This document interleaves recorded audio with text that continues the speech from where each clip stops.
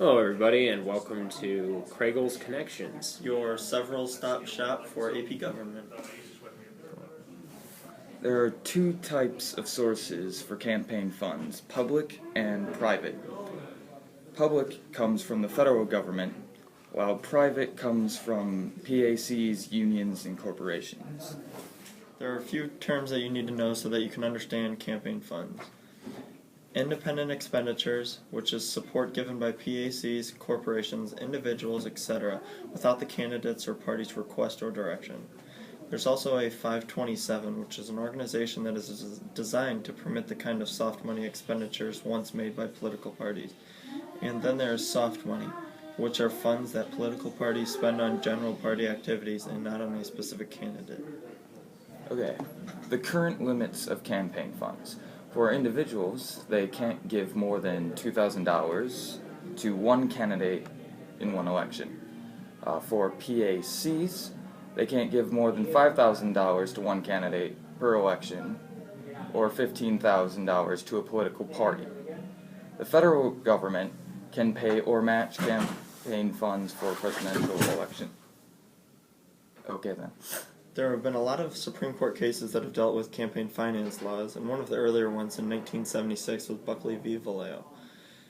Within Buckley v. Vallejo, it was about Senator Buckley sued the head of the Federal Election Commission, Francis Vallejo, over some earlier laws about campaign finance, saying that they restricted the First Amendment. The Supreme Court agreed in overturning the old law. Really messy. Another Supreme Court case was McConnell v. Federal Election Commission in 2003. This dealt with a new campaign finance law, the McCain-Feingold bill, in 2002. Senator McConnell claimed that it also violated the First Amendment. The Supreme Court disagreed, saying that the law focused mainly on parties' use of soft money. So the most recent and most important Supreme Court case about campaign finance would be the Citizens United versus the Federal Election Commission.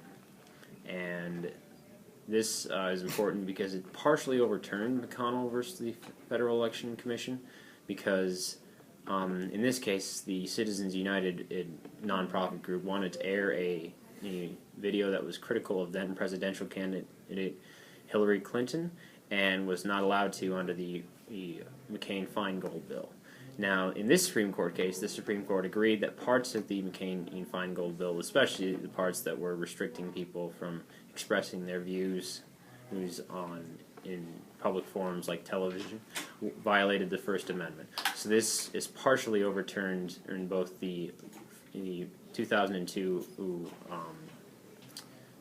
McCain-Feingold bill and the case of McConnell v. Federal Election Commission.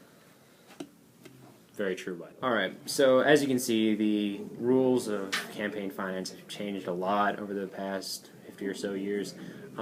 They've gotten stricter, in large part due to discoveries of political corruption. Like there was a big move to restrict campaign finances more right after the Watergate scandal.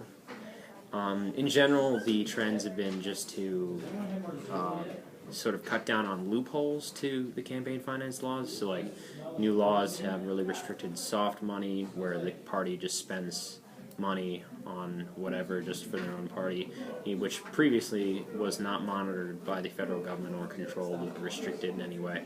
So basically, over the years, restrictions have been getting farther, getting tighter and tighter, and the loopholes have sort of been closed off. So really, the federal government gradually is coming into more and more control over how campaigns are run and campaigns are financed, because in order to prevent fiascos like Watergate ever happening again.